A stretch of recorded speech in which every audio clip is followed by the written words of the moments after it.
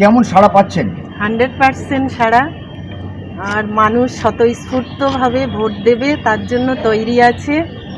কারণ বিজেপি যেভাবে উদ্দেশ্য প্রণোদিতভাবে বাংলা দখল করার একটা চক্রান্ত করছে, আজকের এসআইআর নিয়ে যে ভয়াবহ পরিস্থিতি তৈরি করে দিয়েছে বাংলার বুকে, আমরা দেখতে পাচ্ছি প্রকৃত নাগরিক যারা বৈধ ভোটার তাদেরকেও নাম ক্যান্সেল করে দেওয়া হচ্ছে, ডিলিট করে দেওয়া হচ্ছে ভোটার লিস্ট থেকে।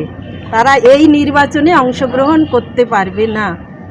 তারা তৈরি আছে, তাদের ফ্যামিলি তৈরি আছে, প্রতিটা মানুষ তৈরি আছে, বাংলার প্রত্যেকটা মানুষ তৈরি আছে মমতা বন্দ্যোপাধ্যায়কে ভোট দেওয়ার জন্য। শুধু সময়ের অপেক্ষা। সময় বলে দেবে যে আমাদের মাননীয় মুখ্যমন্ত্রী মমতা বন্দ্যোপাধ্যায় কতটা আসন নিয়ে এই বাংলায় তিনি আবারও চতুর্থবারের জন্য মুখ্যমন্ত্রী হবেন। বলছি আপনার স্বরূপনগরেও একদিকে যেমন মতুয়া, অন্যদিকে মুসলিম প্রচুর ভোটারের নাম বাদ গেছে, এর প্রভাব কেমন পড়বে? এর প্রভাব আমাদের পড়বে না, পড়বে বিজেপির। বিজেপি একদম মরীচিকা হয়ে যাবে, ধরাশায়ী হয়ে যাবে। স্বরূপনগর আমরা পরপর নির্বাচনে আমরা মাননীয় মুখ্যমন্ত্রী মমতা বন্দ্যোপাধ্যায়কে সবসময় ভালো রেজাল্ট দিয়েছি, এবার আরও রেজাল্ট আমাদের ভালো হবে। প্রথম কাজ কি হবে আপনার জেতার পর? আমার প্রথম কাজ, আমার ব্রিজের একটু সমস্যা আছে, কংক্রিটের ব্রিজ করব। আর স্টেডিয়াম, মিনি স্টেডিয়াম, আইটিআই একটা কলেজ করার ইচ্ছা আছে। আর যে কাজগুলো পেন্ডিং আছে সেগুলো। মমতা বন্দ্যোপাধ্যায় তো 10 তারিখে আসছে, কি আশা করছেন? দিদি যেটা বলার বলবেন, এসআইআর নিয়ে আমাদের সিএম বলবেন যে কি পরিস্থিতি তৈরি করে দিচ্ছে। এই বাংলায় আমরা জন্মগ্রহণ করেছি, আমরা বাংলা ভাষায় কথা বলি, আমাদের মা বাবা দাদু ঠাকুরমারা বাংলায় কথা বলা শিখিয়েছে, আমরা বাংলা স্কুলে পড়েছি।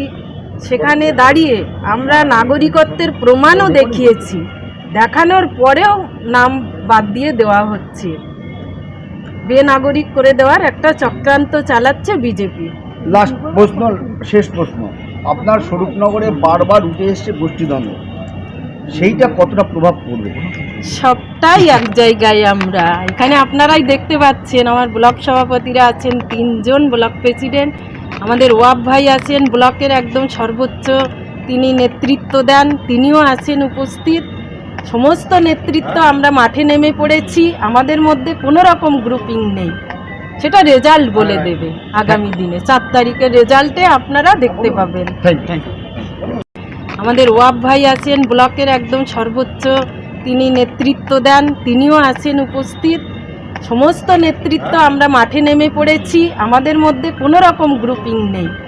সেটা রেজাল্ট বলে দেবে আগামী দিনে, 4 তারিখের রেজাল্টে আপনারা দেখতে পাবেন।